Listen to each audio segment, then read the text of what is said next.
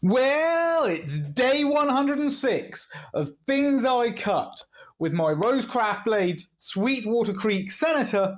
And let me just put this knife down for a second, because today I'm going to be hammering my RoseCraft Blades Sweetwater Creek Senator through a brass rod.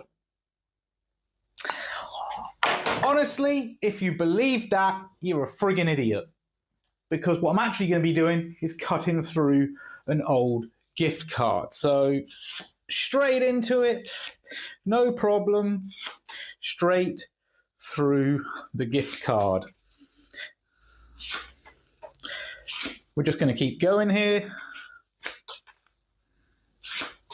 There we go, through a gift card, day 106 with the RoseCraft Blades Sweetwater Creek Senator.